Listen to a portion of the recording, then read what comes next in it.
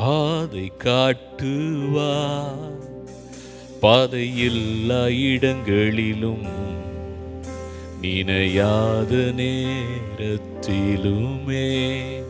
பாதை காட்டுவார். புது பலத்தால் என்னை நிரப்பிடுவார்.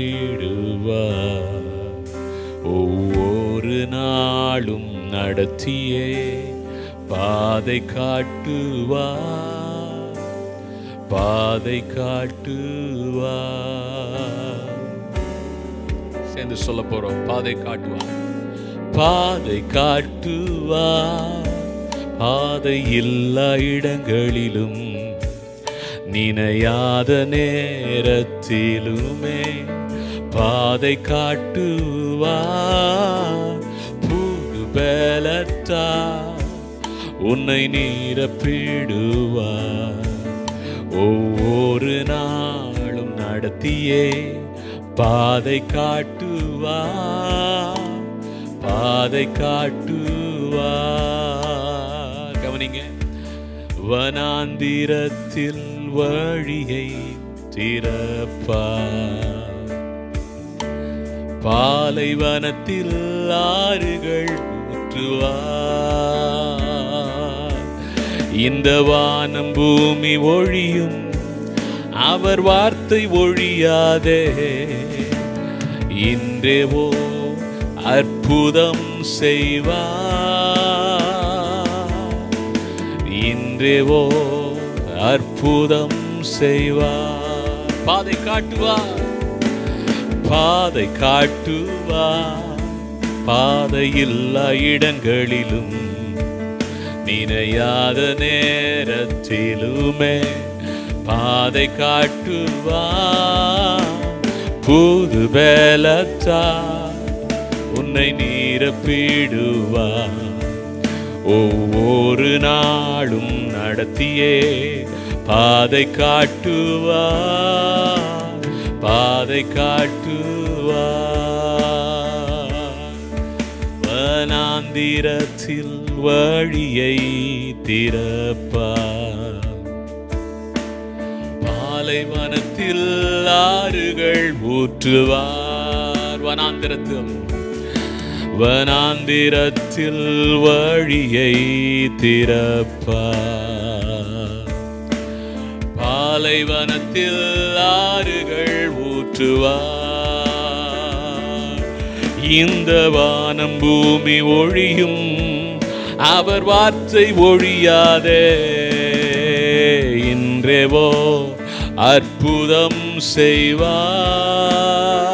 சொல்லுங்க. இன்றேவோ அற்புதம் செய்வார். சென்று சொல்லுவோம். பாதை காட்டுவார், பாதை காட்டுவார், பாதை எல்லா இடங்களிலும் நினையாத நேரத்திலுமே பாதை காட்டுவார். புது பலத்தால் உன்னை நிரப்பிடுவார். ஒவ்வொரு நாளும் நடத்தியே பாதை காட்டுவார், பாதை காட்டுவார். ஒரு கடைசி விசை. பாதை காட்டுவார், பாதை காட்டுவார், பாதை எல்லா இடங்களிலும் நினையாத நேரத்திலுமே பாதை காட்டுவார். புது பலத்தால் உன்னை நிரப்பிடுவார். ஒவ்வொரு நாளும் நடத்தியே பாதை காட்டுவார், பாதை காட்டுவார். ஒவ்வொரு நாளும் நடத்தியே பாதை காட்டுவார், பாதை காட்டுவார்.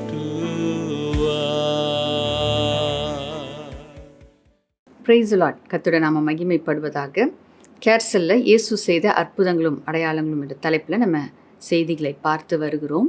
இந்த நாளில் கூட நாம் பார்க்க போகிற செய்தி 4000 புருஷர்களை ஆண்டவராகிய இயேசு கிறிஸ்து எப்படி போஷித்தார் என்று சொல்லி அந்த சம்பவத்திலேருந்து சில காரியங்களை நாம் கற்றுக்கொள்ள போகிறோம். மத்தேயு 15ஆம் அதிகாரத்திலும் மார்க்கு 8ஆம் அதிகாரத்திலும் இதை குறித்து நாம் பார்க்க முடியும். இப்பொழுது நாம் மத்தேயு 15ஆம் அதிகாரம் 32ஆம் வசனத்தை நம்ம வாசிக்க கேட்கலாம். பின்பு இயேசு தம்முடைய சீசர்களை அழைத்து, ஜனங்களுக்காக பரிதபிக்கிறேன். இவர்கள் என்னிடத்தில் 3 நாள் தங்கியிருந்து சாப்பிட ஒன்றுமில்லாதிருக்கிறார்கள். இவர்களை பட்டினியாய் அனுப்பிவிட எனக்கு மனதில்லை. வழியில் சோர்ந்து போவார்களே என்றார். இதே காரியத்தை தான் மார்க்கு 8ஆம் அதிகாரம் 1 முதல் 3 வசனங்களில் சொல்லப்பட்டு இருக்கிறது. அதையும் நம்ம வாசிக்க கேட்போம். அந்த நாட்களிலே திரளான ஜனங்கள் கூடி வந்திருக்கையில் அவர்கள் சாப்பிடுகிறதற்கு ஒன்றுமில்லாதிருந்தபோது இயேசு தம்முடைய சீசரை அழைத்து, ஜனங்களுக்காக பரிதபிக்கிறேன். இவர்கள் இப்பொழுது என்னிடத்தில் தங்கியிருந்த 3 நாளாய் சாப்பிட ஒன்றுமில்லாதிருக்கிறார்கள். இவர்களில் சிலர் தூரத்திலிருந்து வந்தவர்களாகையால் நான் இவர்களை பட்டினியாய் வீட்டிற்கு அனுப்பிவிட்டால் வழியில் சோர்ந்து போவார்களே என்றார். இந்த சம்பவத்தில் ஆண்டவராகிய இயேசு கிறிஸ்து சொன்ன வார்த்தைகளை நம்ம வாசிக்க கேட்டோம். அவருடைய இருதயத்தை இந்த இடத்துல நாம் பார்க்க முடிகிறது. அவருடைய இருதயம் இந்த ஜனங்களுக்காக பரிதபிக்கிற ஒரு இருதயமாக இருக்கிறத நம்ம பார்க்குறோம். அந்த ஜனங்களுடைய சூழ்நிலையை ஆண்டவராகிய இயேசு கிறிஸ்து அவர் அந்த இடத்துல இருந்து அவங்களுடைய தேவை என்ன, அவங்களுடைய மனநிலை எப்படி இருக்கும், அவங்களுடைய சூழ்நிலை என்ன என்பதை அவர் உணர்ந்து பேசுகிற வார்த்தைகளாக இந்த வார்த்தைகள் இருக்கிறத நம்ம பார்க்குறோம். பலமுறை நாம் நம்முடைய தேவை என்ன, நம்முடைய சூழ்நிலை என்ன, அப்படி தான் நம்ம சிந்திக்கிறவர்களாக இருக்கிறோம். இந்த இடத்துல ஆண்டவராகிய இயேசு கிறிஸ்து நமக்கு கற்றுக் கொடுக்கிற இந்த காரியத்தை நாம் நம்முடைய வாழ்க்கையில் பயன்படுத்துவோம் என்றால் அதற்கேற்றபடி செயல்பட அது நம்மை உற்சாகப்படுத்துகிறதா இருக்கிறது. நாம் நம்முடைய சூழ்நிலையை மாத்திரம் பார்த்து சில காரியங்களை செய்வோம் என்றால் அது மற்றவர்களுக்கு அது ஆசீர்வாதம் இல்லாத ஒரு காரியமாக இருக்கும். இல்லை சில நேரத்தில் அவங்கள காயப்படுத்துகிற காரியமாக இருக்கலாம். இல்லை அவருடைய உணர்வுகளை உணர்ந்து கொள்ளாமல் நாம் செயல்படுகிற மனிதர்களாக நம்ம இருப்போம். ஆனால் தேவன் நம்மை தெரிந்து கொண்டிருக்கிறார். நம்மை தேவன் ஆசீர்வதித்திருக்கிறார். நம் மூலமாக மற்ற ஜனங்களும் ஆசீர்வதிக்கப்பட வேண்டும் என்பது தேவனுடைய சித்தமாக இருக்கிறது. அப்போ இந்த இடத்துல நம்ம பார்க்குறோம் அவர்களுடைய சூழ்நிலை என்ன, அவர்கள் எப்படிப்பட்ட நிலையில் இருக்கிறாங்க அப்படின்றத ஆண்டவராகிய இயேசு கிறிஸ்து உணர்ந்து பேசுகிற வார்த்தைகளாக இவைகள் இருக்கிறது என்பதை நாம் பார்க்கிறோம். அப்போ 3 நாட்களாக இந்த ஜனங்கள் என்ன செய்கிறாங்களா, ஆண்டவரோடு அந்த இடத்துல தங்கி இருந்து தேவனுடைய வார்த்தையை இவர்கள் கேட்கிறார்கள். வாஞ்சியோடு கேட்டாங்க. தேவனுடைய வாயிலிருந்து புறப்படுகிற அந்த வார்த்தை அவர்களை பலப்படுத்தியது. அந்த வார்த்தை அவர்களுக்கு உற்சாகத்தை கொடுத்தது. ஆகையால் அவங்களால என்ன பண்ண முடியல, அந்த இடத்தை விட்டு விலகி போக முடியல. ஆண்டவரோடு இருக்கணும் அப்படின்ற அந்த வாஞ்சை, அந்த விருப்பம், தேவனுடைய பிரசன்னத்தின் மேலே ஒரு தாகம் அவர்களுக்கு இருந்ததுனால உணவு கூட இல்லைன்னா பரவாயில்ல, நான் ஆண்டோடைய பிரசன்னத்தில் இருப்பேன் அப்படின்னு சொல்லிட்டு வாஞ்சையாய் இருந்த ஜனங்கள் இந்த ஜனங்கள். அப்போ ஒருவேளை ஆண்டவர் பார்க்க போகிறோம் அப்படின்னு சொல்லிட்டு ஒரு பிக்னிக் போகிறது போல் ஒரு வேளைக்கோ 2 வேளைக்கோ சாப்பாடு எடுத்துகிட்டு வந்திருக்கலாம். ஆனால் 3 நாட்கள் நிச்சயமாக அவங்க கொண்டு வந்த சாப்பாடு அவர்களுக்கு போதுமானதாய் இருந்திருக்காது. அப்போ அந்த இடத்துல அவர்கள் தேவையில் இருந்தாங்க, அவங்க பசியில் இருந்தாங்க.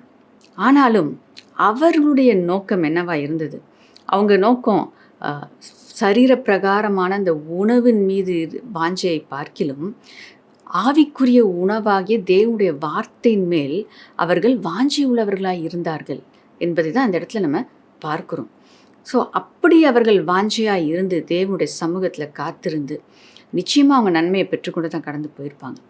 அப்படிப்பட்ட அந்த நேரத்தில் அவர்கள் வந்தார்கள், இயேசுவை பார்க்கணுன்னு வந்தாங்க.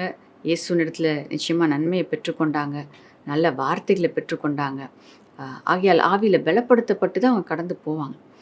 ஆனாலும் இயேசு அவருடைய சரீர தேவையை அவர் இந்த இடத்துல கண்ணோக்கி பார்க்கிற தேவனாக இருந்தார் என்று சொல்லி நாம் பார்க்கிறோம். அப்போ ஆவிக்குரிய விதத்தில் அவர்கள் பலப்படும் போது, ஆவிக்குரிய ஆசீர்வாதத்தை அவங்க சுதந்திரித்து கொள்ளும் பொழுது அது சரீர பிரகாரமான தேவைகளையும் அது சந்திக்கிறதா இருக்கிறது. இதே பாருங்க, சிலர் இப்படி நாட்கள் அதிகரித்ததுனால சிலர் விட்டு கடந்து சென்றிருந்திருக்கலாம். என்னால் பசி தாங்க முடியல, என்னால் இங்கே இருக்க முடியல, வெயில், பனி, குளிர், ஸோ ஏதோ ஒரு காரணத்தின் கொண்டு அவங்க என்ன பண்ணியிருக்கலாம், கடந்து போயிருக்கலாம். அப்படி கடந்து போனவர்கள் ஆவிக்குரிய வாழ்க்கையில் பலனற்றவர்களாக அவர்கள் கடந்து போயிருக்கக்கூடும். ஒருவேளை சரீர பிரகாரமான தேவை அவங்களுக்கு கிடச்சிருச்சு அப்படின்னு சொல்லிட்டு அவங்க கடந்து போயிருக்கலாம். நான் எதற்காக வந்தேனோ அது எனக்கு கிடச்சிருச்சு, நான் திரும்ப போகிறேன் அப்படின்னு சொல்லிட்டு போயிருந்துருக்கலாம். இல்லை பெற்றுக்கொள்வதற்கு முன்பாக கூட என்னால் முடியல அப்படின்னு சொல்லிட்டு கடந்து போயிருந்துருக்கலாம். ஆனால் இங்கே ஒரு கூட்ட ஜனம் தேவன் மேல் வாஞ்சி உள்ளவர்களாக அவருக்காக காத்திருந்த இந்த ஜனக்கூட்டத்திற்கு தேவன் நன்மை செய்து அனுப்ப வேண்டும் என்று சொல்லி அவர் விரும்புகிறத நம்ம பார்க்குறோம். அப்போ நம்முடைய வாழ்க்கையில் நம்ம புரிந்து கொள்ள வேண்டிய காரியம், நாம் அவருக்காக காத்திருக்கும்போது, அவருடைய பிரசன்னத்தில் நம்ம இருக்கும்போது அவர் நிச்சயமாய் நம்மை வெறுமனே அனுப்ப மாட்டார். அவர் நம்முடைய தேவைகளை சந்தித்து அனுப்புகிற தேவனாக இருக்கிறார். ஏனென்றால் அவர் மேல் நம்ம வாஞ்சியாக இருக்கும்போது, ஆவிக்குரிய காரியங்கள் மேல் நம் கண்ணோட்டமாக இருக்கும்போது, சரீர பிரகாரமான தேவைகளை நாம் தியாகத்தோடு அதை விட்டு தேவனுக்காக வைராக்கியமாக நம்ம நிற்கும்போது தேவன் அதன் பலனை நிச்சயமாய் நமக்கு கொடுக்கிறவராய் இருக்கிறார்.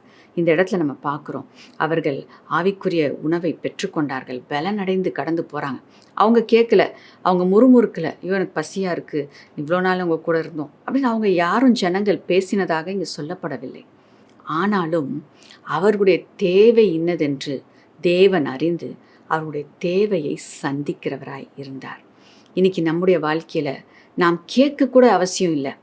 நாம் அவருக்காக, அவரை நேசித்து ஆவிக்குரிய வாழ்க்கையில் நாம் வளர்வதற்காக நாம் பிரயாசப்படும் பொழுது, அவருடைய சமூகத்தில் நம்ம காத்திருக்கும் பொழுது, நாம் கேட்பதற்கு முன்பாகவே தேவன் நம்முடைய தேவைகளை சந்திக்கிறவராய் இருக்கிறார். அவருடைய இருதயம் அப்படிப்பட்ட இருதயம்.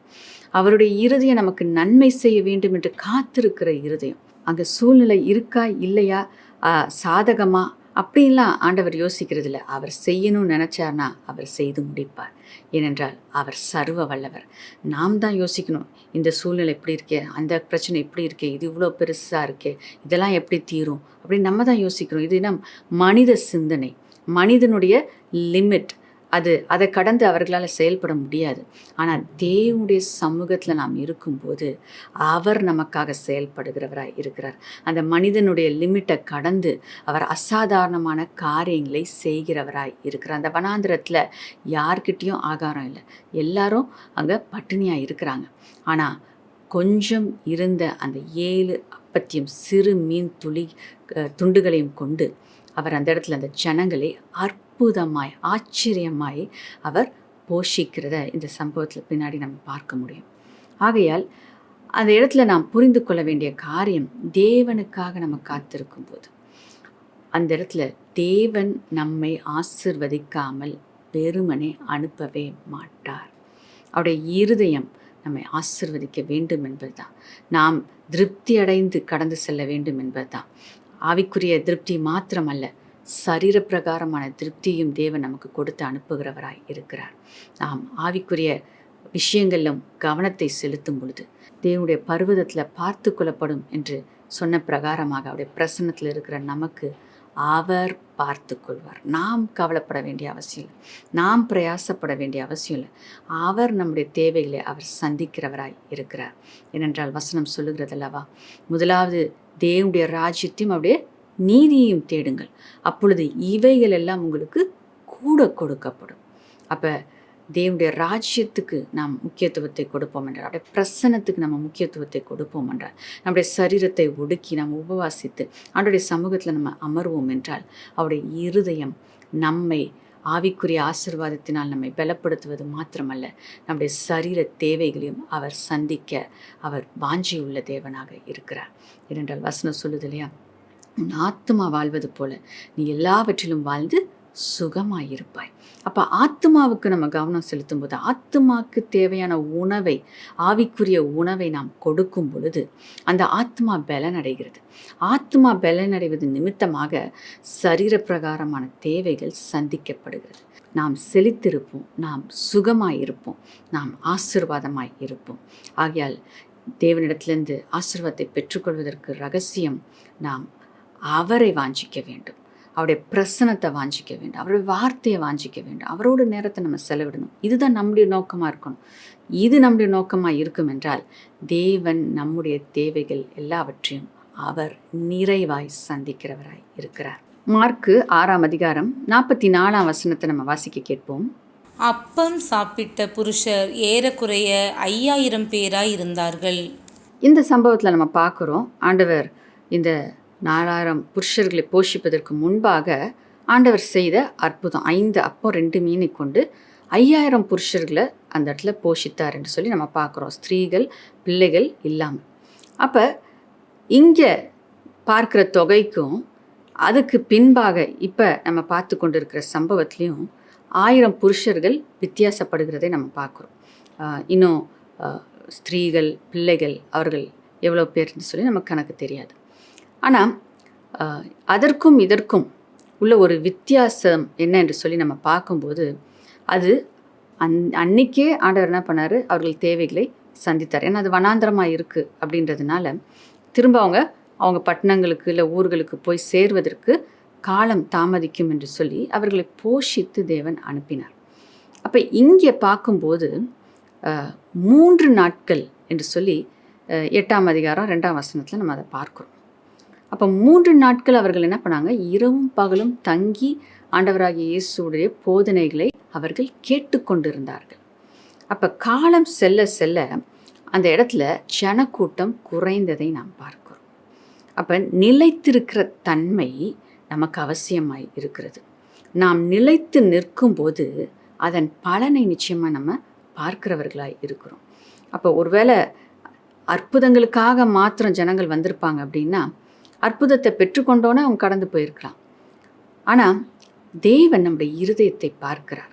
நாம் பெற்றுக்கொள்வதற்காக மாத்திரம் அவரண்டை வராதபடிக்கு அவருக்காக, அவருடைய வார்த்தைக்காக, அவருடைய பிரசனத்துக்காக அவரை நேசித்து அவரோடு இருக்கும்படியாக வாஞ்சியாய் நாம் வருகிறத தான் அவர் எதிர்பார்க்கிறவராய் இருக்கிறார். அப்போ இந்த இடத்துல பார்க்குறோம், நிலை நிற்கிற தன்மை ஜனங்களுக்குள்ள காணப்படவில்லை. அப்போ அந்த இடத்துல ஒரு குறைவு உண்டாகிறத நம்ம பார்க்குறோம். அப்போ சிலர் சோர்ந்து போகிறாங்க. என்னாலாம் பட்னியாக இருக்க முடியாதுப்பா, என்னாலாம் இதை விட்டுட்டு இருக்க முடியாது, உலகத்தின் காரியங்கள் இல்லை மாம்சத்துக்கு அடுத்த காரியங்கள் இல்லை தனக்கு அப்படின்ற அந்த எண்ணம். ஸோ அந்த எண்ணம் இருக்கும்போது தேவனை நாம் பிரியப்படுத்த முடியாது. அப்போ மாம்சமும் வேணும் தேவனும் வேணும் அப்படின்னா அந்த இடத்துல அவர்கள் ஆசீர்வாதத்தை பெற்றுக்கொள்ள முடியாமல் போகிறது. இல்லைன்னா வெறும் ஆசீர்வாதத்தை பெற்றுக்கொண்டு ஆத்துமாவை இழந்து போகிற சூழ்நிலைக்குள்ளே ஜனங்கள் கடந்து போகிறாங்க. அநேக காரியங்கள் நம்ம பார்க்குறோம் இல்லைங்களா. ஒரு ஆசீர்வாதம் வேணும்னு ஆண்டவரை தேடி வருகிற கூட்டம் என்று உண்டு. அந்த ஆசீர்வாதம் அவங்களுக்கு கிடைச்சதுக்கப்புறம் அவங்க தேவனை மறந்து விடுகிறார்கள். ஆனால் அப்படி கடந்து போகிறவர்களுடைய ஆத்துமா என்ன ஆகிறது? ஆத்துமா மிகவும் முக்கியமானதாக இருக்கிறது. ஆத்துமா தான் கடைசி நாளில் பரலோகத்துக்கு கடந்து போக வேண்டிய அந்த ரட்சிப்பின் மூலமாக பரலோகத்துக்குள்ளே பிரவேசிக்கக்கூடிய காரியமாய் இருக்கிறது.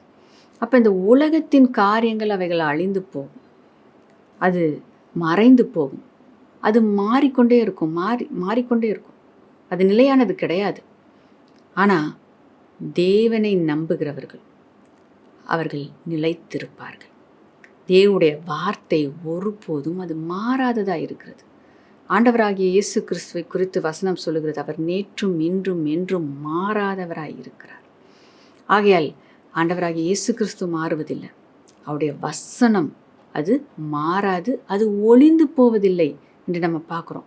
இந்த உலகம் ஒளிந்து போகலாம், இந்த உலகத்தின் காரியங்கள் ஒளிந்து போகலாம், ஆனால் தேவனுடைய வார்த்தை அது ஒளிந்து போவதே கிடையாது.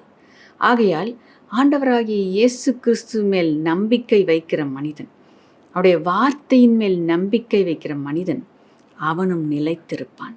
அவன் ஒளிந்து போவது கிடையாது, அவன் அழிந்து போவது கிடையாது, அவன் ஆசீர்வாதத்தில் குறைந்து போவது கிடையாது. அவன் நிலைத்து நின்று பரலோக ராஜ்யத்துக்குள்ளே பிரவேசிக்கிற பாக்கியத்தை உடையவனாய் அவன் இருக்கிறான். ஆகையால் இந்த நாளில் நாம் சிந்திக்க வேண்டிய காரியம், உலகத்தின் ஆசீர்வாதத்துக்காக நாம் வாழ்ந்து கொண்டிருக்கிறோமா, இல்லை நித்திய வாழ்வை அடைய வேண்டும் என்கின்ற நோக்கத்தோடு நாம் வாழ்கிறவர்களாய் நாம் இருக்கிறோமா? இந்த உலகம் மாண்டு போகிற உலகம், அழிந்து போகிற உலகம், இதற்காக மாணிக்கமாகிய ஆண்டவராகிய இயேசு கிறிஸ்துவை நாம் இழந்து போகிறோமா? அழகா ஒரு பாடல் இருக்குது இல்லைங்களா? மண்ணுக்காக மாணிக்கத்தை நான் விட்டுவிட மாட்டேன். இப்போ பாருங்க, ஆண்டவர் நமக்காக தன்னுடைய ஜீவனையை கொடுத்து நாம் மீட்கப்பட வேண்டும் என்று தன்னை அவர் அர்ப்பணித்தவர். அவருக்காக நாம் இந்த உலகத்தில் இருக்கிற சில ஆசீர்வாதங்களை இழந்து போவது நமக்கு நஷ்டமே இல்லவே இல்லை. ஏனென்றால் வசனம் சொல்லுகிறது, ஒருவன் ஆத்துமாவை நஷ்டப்படுத்தினாள் என்றால் இந்த உலகம் முழுவதையும் ஆதாயம் பண்ணினாலும் அவனுக்கு லாபம் என்ன என்று வசனத்தில் நம்ம பார்க்குறோம். அப்போ ஒரு ஆத்துமாவுடைய விலை இந்த உலகம் முழுவதையும், உலகத்தில் இருக்கிற எல்லா ஐஸ்வர்யம் மேன்மைகள் எல்லாவற்றையும் ஆதாயப்படுத்தினாலும் அது ஈடாகாது என்று வசனம் சொல்லுகிறது. ஆகையால் நம்முடைய ஆத்மாவை குறித்து நாம் ஜாக்கிரதை உள்ளவர்களாக இருக்க வேண்டும். ஆத்மாவை குறித்து கரிசனை உள்ளவர்களாய் நாம் இருக்க வேண்டும். நம்முடைய கவனம், நம்முடைய நோக்கம், நாம் ஆத்மாவில் நம்ம பலனடைய வேண்டும். நம்முடைய ஆத்மா கிறிஸ்துவை பற்றி கொள்ள வேண்டும், அண்டிக் கொள்ள வேண்டும். அவரோடு கூட நாம் இணைக்கப்பட வேண்டும். அதுதான் நம்முடைய நோக்கமாய் இருக்க வேண்டும். ஆகையால் அந்த உலகத்தின் காரியங்கள் சிலவற்றை நாம் தியாகமாய் விட்டுவிட நாம் ஒப்பு கொடுப்போம் என்றால் அது நிரந்தரமான ஆசீர்வாதத்தை நமக்கு கொடுக்கும். ஏனென்றால் ஆண்டவர் இழந்து போனதையும் மீண்டும் நமக்கு கொடுக்க வல்லவராய் இருக்கிறார். ஏற்கனவே நம்ம பார்த்தோம், அவர் சரீர தேவையை அவர் சந்திக்க வாஞ்சை உள்ளவராய் இருக்கிறார். ஆகையால் அவருக்காக நம்ம விட்டு கொடுக்கும்போது நாம் நிச்சயமாய் அழிந்து போவது கிடையாது, குறைந்து போவது கிடையாது. அவர் நாம் விட்டு கொடுத்ததை பார்க்கலாம் மிகவும் அதிகமாய் இன்னும் நிறைவான ஆசீர்வாதங்களை அவர் நமக்கு கொடுக்கிறவராய் இருக்கிறார்.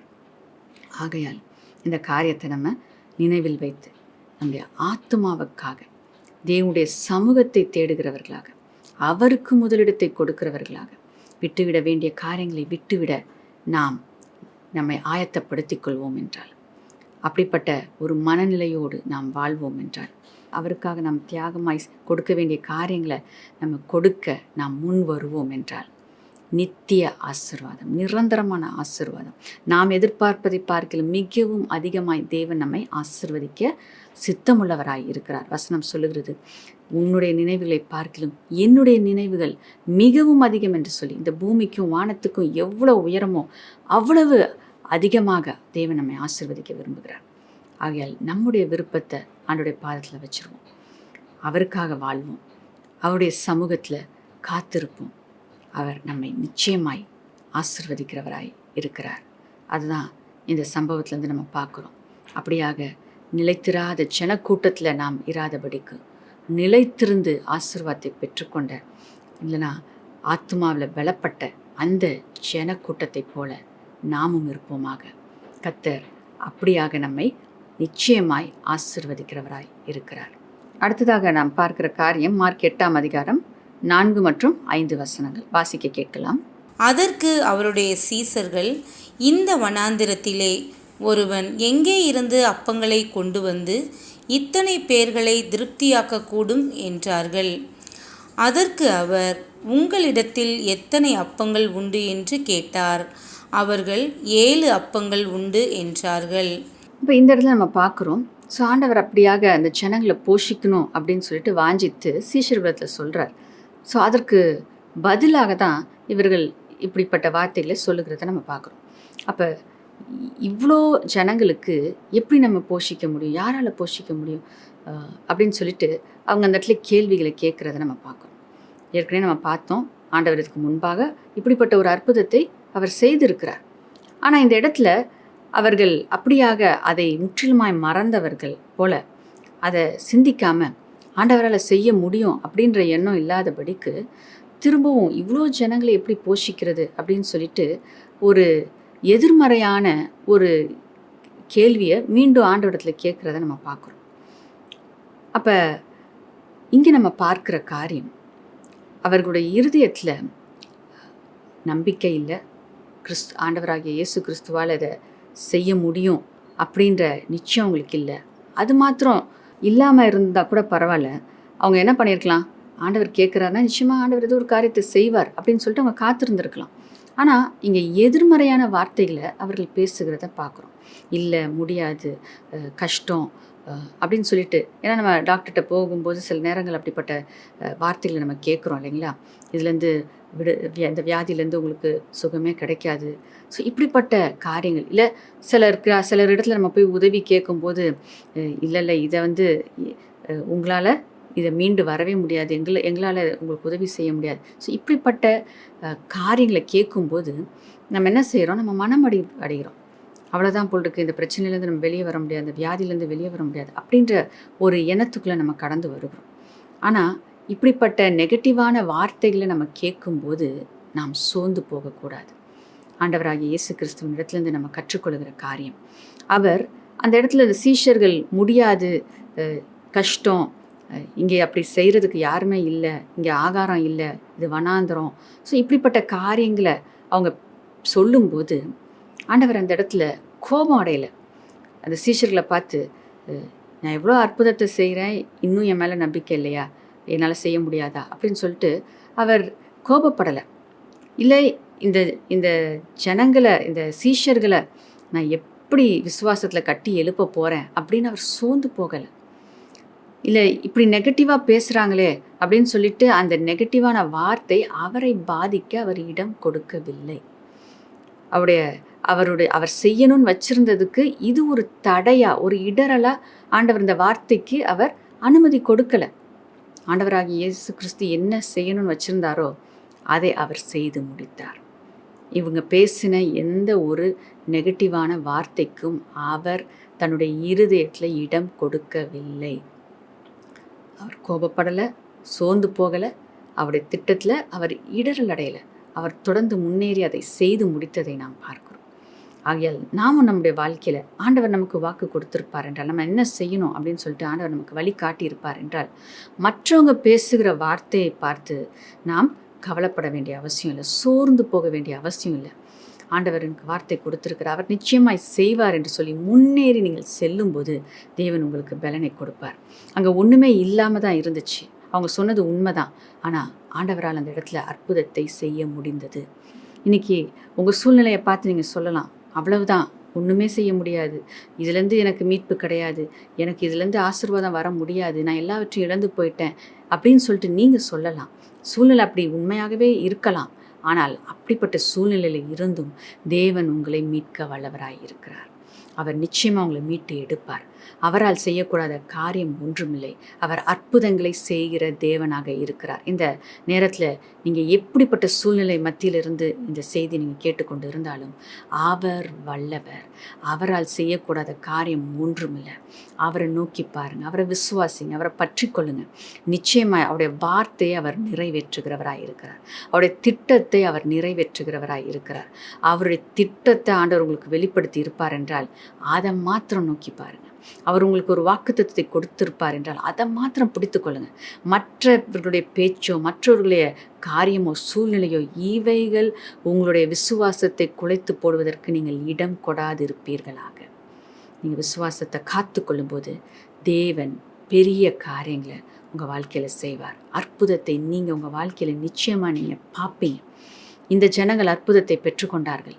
நீங்களும் ஒரு அற்புதத்தை உங்கள் வாழ்க்கையில் நிச்சயமாய் பார்க்க முடியும். கர்த்தர் உங்களை ஆசீர்வதிப்பார். அடுத்ததாக மார்க் 8ஆம் அதிகாரம் 6-7 வசனத்தை நம்ம வாசிக்க கேட்போம். அப்பொழுது அவர் ஜனங்களை தரையிலே பந்தியிருக்க கட்டளையிட்டு அந்த 7 அப்பங்களையும் எடுத்து ஸ்தோத்திரம் பண்ணி பிட்டு அவர்களுக்கு பரிமாறும்படி சீசர்களிடத்தில் கொடுத்தார். அவர்கள் ஜனங்களுக்கு பரிமாறினார்கள். சில சிறு மீன்களும் அவர்களிடத்தில் இருந்தது. அவர் அவைகளையும் ஆசீர்வதித்து அவர்களுக்கு பரிமாறும்படி சொன்னார். இந்த இடத்துல நாம் கவனிக்கிற காரியம், ஆண்டவராகிய இயேசு கிறிஸ்து அங்கே நெகட்டிவான வார்த்தைக்கு இடம் கொடுக்கல, அதே நேரத்தில் நல்ல வார்த்தைகளை பேசுகிறவராய் இருக்கிறத இந்த இடத்துல நம்ம பார்க்குறோம். அப்பத்தை எடுத்து அவர் ஸ்தோத்திரம் பண்ணினார் என்று சொல்லி பார்க்குறோம். அதே நேரத்தில் மீன்களை எடுத்து ஆசீர்வதித்தார் என்று சொல்லி பார்க்குறோம். அப்போ இருப்பவை கொஞ்சமாக இருந்தாலும் நம்முடைய வாயில வார்த்தை, விசுவாச வார்த்தை, நன்றி உள்ள வார்த்தை, ஆசீர்வதிக்கக்கூடிய வார்த்தை இருக்கும் என்றால் அந்த இடத்துல பெருக்கத்தை நாம் காண முடியும். இதே கொஞ்சம் இருந்த அதே இடத்துல தான் நெகட்டிவாக பேசுகிற ஜனங்கள் இருப்பார்கள் என்றால், சீஷர்களை போல நெகட்டிவாக பேசுனாங்க அப்படின்னா அந்த இடத்துல அந்த ஆசீர்வாதத்தை காண முடியாது. ஆனால் இந்த இடத்துல ஆண்டவராகிய இயேசு கிறிஸ்து அவர் நெகட்டிவான வார்த்தைக்கு அவர் இடம் கொடாமல், அது மாத்திரம் இல்லை, அவர் என்ன பண்ணுறாரு, நல்ல வார்த்தைகளை பேசுகிறார். அப்போ நம்முடைய வார்த்தைகள் நல்ல வார்த்தைகளாக இருக்கட்டும், நன்றி சொல்லுகிற வார்த்தைகளாக இருக்கட்டும். இது வரைக்கும் ஆண்டவர் என்னை நடத்தி வந்திருக்கிறாரே, அதை நினச்சி நன்றி சொல்லுங்கள். அதை நினச்சி நீங்கள் நன்றி சொல்லும்போது இந்த காரியத்தை ஆண்டவர் பார்த்து கொள்வார். ஏன்னா இது வரைக்கும் நடத்தினவர் இதை பார்த்து கொள்ள மாட்டாரா? நிச்சயமாக பார்த்துக்கொள்வாரே.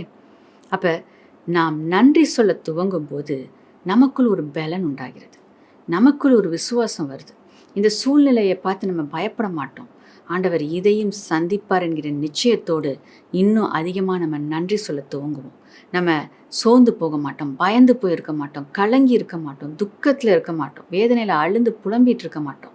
நாம் சந்தோஷப்படுவோம், களி கோருவோம், நம்ம தைரியமாக இருப்போம், தைரியமாக மேற்கொள்வோம். அப்போ உலக ஜனங்கள் உங்களை பார்க்கும்போது இப்படிப்பட்ட சூழ்நிலை எப்படி உங்களால் சிரிக்க முடியுது, எப்படி உங்களால் தைரியமாக இருக்க முடியுது அப்படின்னு கேட்கும்போது நீங்கள் ஆண்டவருடைய நாமத்தை மகிமைப்படுத்த முடியும் என்றால் அதுதான் ஒரு சாட்சி. இப்படிப்பட்ட சூழ்நிலை நான் தைரியமாக இருக்கிறேன் அப்படின்னா ஆண்டவர் இதுக்கு முன்பாக என்னுடைய வாழ்க்கையில் வந்த சூழ்நிலையில் அவர் நன்மை செய்தார், ஆகையால் இதுலேயும் நன்மை செய்வார்.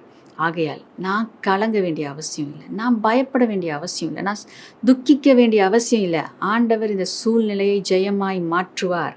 இந்த சூழ்நிலை எனக்கு சாட்சியாக மாறும். தேவனுடைய நாமம் இந்த சூழ்நிலை மூலமாக மகிமைப்படும். அதுக்காக தான் ஆண்டவர் இதை அனுமதிச்சிருக்கிறார். ஆகையால் நான் துக்கிக்க போகிறதில்ல, நான் அழுக போகிறதில்ல, நான் பயப்பட போகிறதில்ல. நான் முன்னேறி செல்வேன், நான் களி கூறுவேன், ஆண்டவருக்கு நான் நன்றி சொல்வேன். அப்படின்ற மனநிலை நமக்கு இருக்கும் என்றால் நிச்சயமாய் வெற்றியை நம்ம பார்ப்போம், நிச்சயமாக நம்ம சுதந்திரித்துக் கொள்வோம்.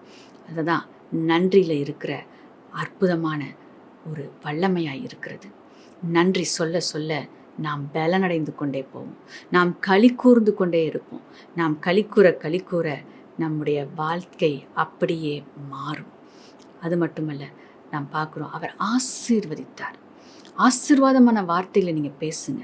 இப்போ சூழ்நிலை ஒருவேளை நீங்கள் தரித்திரத்தில் இருக்கலாம், நீங்கள் சொல்லுங்கள், நான் செழித்திருப்பேன், நான் ஆசீர்வாதமாக இருப்பேன், நான் அநேகருக்கு கடன் கொடுக்க கர்த்தர் என்னை ஆசீர்வதிப்பார், அந்த ஸ்தானத்தில் நான் கடந்து வருவேன்.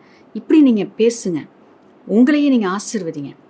பலவீனமாக இருக்கா, வலி வேதனையில் கஷ்டப்படுறீங்களா, நான் ஆரோக்கியமாக இருக்கேன், நான் நிச்சயமாக இந்த வலியை கடந்து வருவேன், இந்த வியாதியை கடந்து வருவேன், நான் பலனாக இருப்பேன், நான் மற்றவங்களுக்கு உதவி செய்ய என்னால் முடியும், எனக்கு தேவன் பலனை கொடுப்பார். அப்படி நீங்கள் பேசுங்க.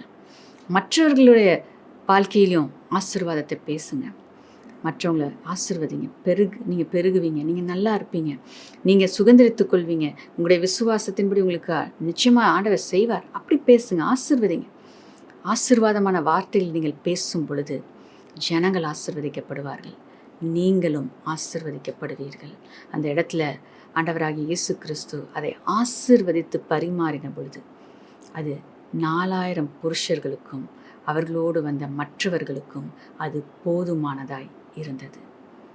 மீதம் எடுக்கத்தக்கதாக கர்த்தர் கிருபை செய்தார்.